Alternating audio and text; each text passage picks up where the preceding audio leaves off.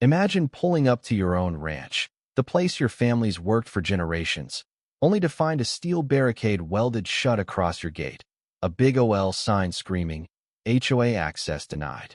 That's exactly what happened to me. And let me tell you, I didn't just see Rady saw a whole desert sunset of rage. I slammed on the brakes, my truck kicking up Arizona dust, and just stood there, staring at those metal poles sunk in concrete, blocking the only road to my 600-acre ranch.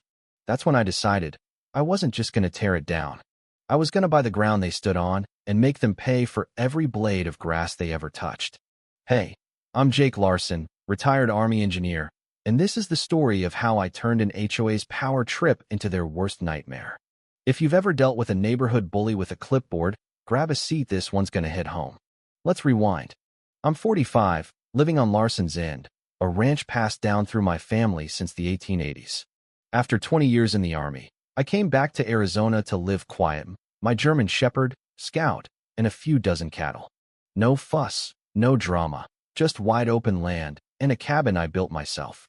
Then there's the Twin Pines HOA, a fancy new subdivision that sprouted up a half-mile from my gate.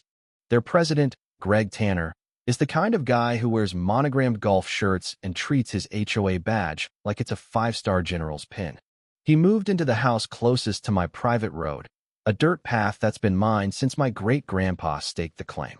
From day one, Greg acted like he owned Itham, his treasurer Susan with her nosy binoculars, and their bean counter buddy Paul, who once showed up at my door asking for my tax records for community files. Here's the thing, my ranch isn't in their HOA. Never was, never will be, thanks to a 1975 land clause that keeps it free and clear. But that didn't stop Greg from sending me friendly letters about shared space compliance or flyers about voluntary landscaping standards. I ignored them, figuring they'd get bored. Big mistake. A month before the barricade, I caught a surveyor poking around my road, measuring my fence line. HOA hired me, he said, checking boundaries. I told him to beat it, me road's private. Then my mailbox got smashed, a note stuffed inside. Your property's an eyesore. Fix it. A week later, Scout went missing for a day. I found him limping home, a cut on his flank and an HOA tag zip-tied to his collar with a message, "Keep him off our streets." That was the line in the sand. But when I saw that barricade, gleaming under the Arizona sun, I knew this wasn't just petty, it was personal. Greg had it out for me ever since I turned down his offer to join the HOA voluntarily. He wanted my road to make their community look prestigious. Even tried to buy a strip of my land last year. I said no, and he took it like I'd spit in his coffee. Turns out, he'd been working behind the scenes, pulling strings with the county to rezone a sliver of my road as community access, without my knowledge. That's how he justified the barricade, claimed it was HOA jurisdiction. I called the sheriff, filed a trespassing complaint, but the county clerk hit me with a gut punch. The zoning change went through because nobody opposed it. Greg played dirty, and I was locked out of my own land. That's when I called my cousin, Matt, a land lawyer who doesn't just win case, she buys the table you're sitting at. Over coffee in my cabin, I showed him the photos, the smashed mailbox, Scout's tag. He leaned back, grinning. "Jake, we're not just fighting this in court. We're going to own their whole damn neighborhood." His plan? Buy every scrap of land around Twin Pines Trails, Dog Park, that fancy pond they brag about in their newsletters. With my savings, pension, and a chunk of cash from my dad's estate, we had the firepower. Matt set up a shell company, Desert Star Holdings, and started snapping up parcels from old ranchers and tax-strapped families. Within 3 weeks, we owned 65% of the land around Twin Pines, including the scenic overlook Greg loved to show off. But the real prize was a plot right by their main entrance, owned by a crusty old cowboy named Walt. Walt and Greg went way back, bad blood. Greg had reported Walt's grandkids for riding ATVs, tried to get his horses seized for zoning violations, even complained about his wind chimes. When Matt told Walt our plan, he didn't just sell us the land, he gave it to us at a discount, cackling, "Stick it to that polo shirt prick." That plot let us file for a private access road through HOA land, legal as daylight, under an old easement clause Greg never saw coming. We were locked and loaded, but then Greg upped the ante. I got a call from my ranch hand, Tommy. "Jake, they poured concrete in your irrigation ditch." I raced over, and there it was, a smooth slab where my water line used to be, an HOA logo spray-painted dead center. They'd done it overnight, no permits, no warning, cutting off water to my cattle and crops. My blood was lava. I called the county inspector, who confirmed it was illegal but said it'd take weeks to sort out. Weeks? My herd didn't have weeks. So, at 3 a.m., I rented a backhoe, rolled up under the stars, and ripped that concrete apart like it was tissue paper. Dust flew, pipes groaned, but by dawn, water was flowing again. Greg showed up at noon with Susan and Paul, looking like they'd swallowed lemons. "That's destruction of community property," Greg hissed, clutching his clipboard. I didn't look up from fixing the valve.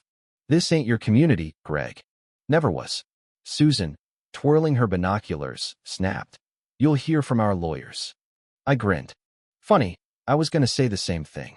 Because what Greg didn't know was we'd closed on 80% of their surrounding land. Matt sent a letter that same day, certified and cold as ice. Desert Star Holdings now owns all key landscapes around Twin Pines. To maintain access, HOA dues will triple to cover usage fees. Noncompliance means no trails, no park, no pond. The HOA imploded. Greg threw a fit outside their clubhouse. Walt sent me the video, and I swear I saw Susan chuck her binoculars at a mailbox. Residents lost it at an emergency meeting, screaming about dues jumping from $250 to $750. Paul resigned on the spot, muttering, "You poked the wrong rancher, Greg." We didn't stop there. That entrance plot Walt sold us. We turned it into a billboard, private land. Trespassers fined. Desert Star Holdings, Est. 2025. It was like waving a red flag at a bull. Greg filed complaints with the county, claiming I was intimidating the HOA. So, I invited a local news crew to my ranch, wore my Stetson, and let scouts steal the show. "I'm just a guy protecting what's mine," I told the cameras. They blocked my gate, trashed my water, and now they're crying foul? I didn't start this fight, but I'll finish it. The story aired at 6 p.m., and by morning, I had a dozen voicemails from neighbors saying, "We're with you, Jake." Then things got dark.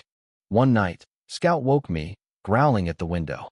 I grabbed my flashlight and caught two figures running from my east barn, flames licking the hay. I stomped it out before it spread, but the security cam caught a glint of silver watch, just like Greg's. I sent the footage to Matt, who forwarded it to the sheriff. The next day, a federal agent showed up, Bureau of Land Management, saying the HOA filed complaints about environmental disruption. I laughed. "They burned my barn, and I'm the bad guy?"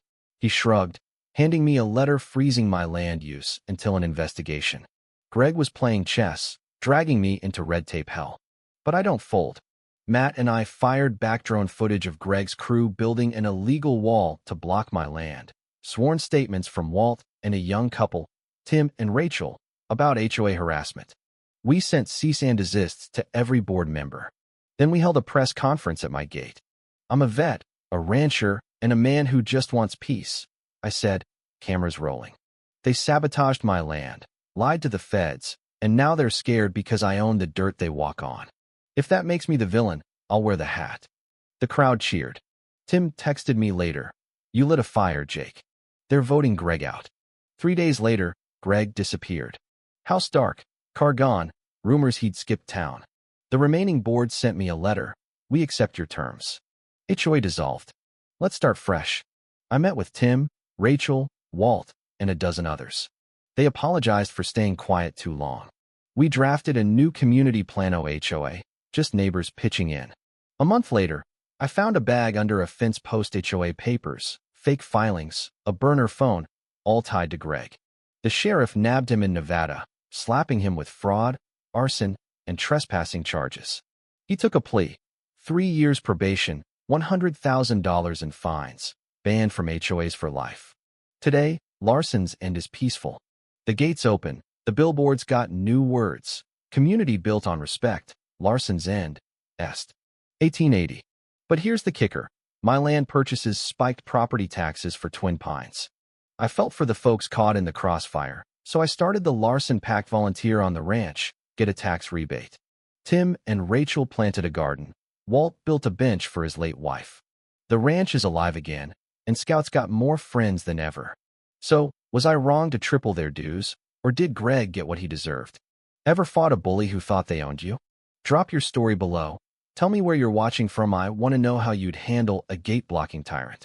If this saga got you fired up, hit subscribe for more tales of standing your ground.